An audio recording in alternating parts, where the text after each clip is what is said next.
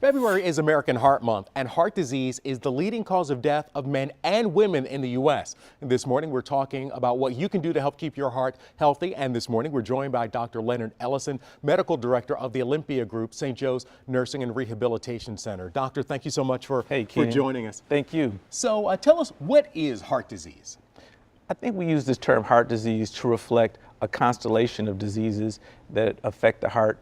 But for speaking to the public, it's easier to talk about heart disease as one entity, and that gets the conversation going, and we can have patients talk to their doctor about heart disease and what that means to them. Okay, so what are some of the symptoms that people might experience if they're developing heart disease and if something's acute and they need to go to the hospital? Good question, Keenan.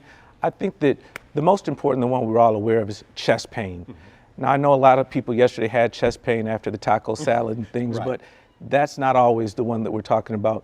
Chest pain is this squeezing of the chest.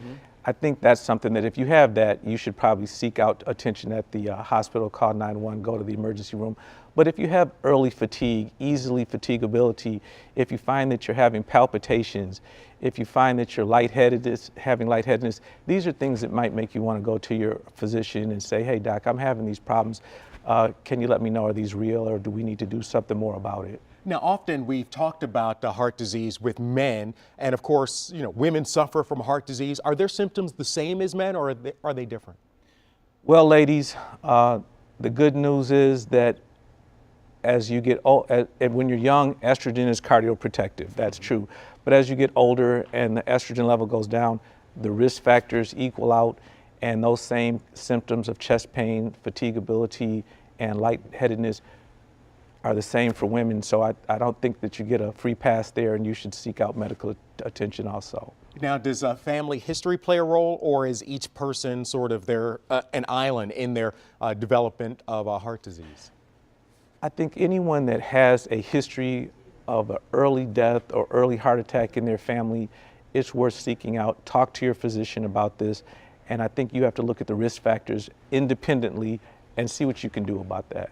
But it's always good, even when you have your regular sort of checkup with your doctor, if your doctor hasn't brought it up to you, to just mention, hey, how am I doing? Or maybe talk over some of the risk factors as you get a little older? Absolutely. I think that the most important relationship, and the one I'm advocating today, is that of your primary care physician. We want to make sure that we're having that as a secondary relationship to your own family. A good relationship with your physician is one that's going to pay big dividends down the road.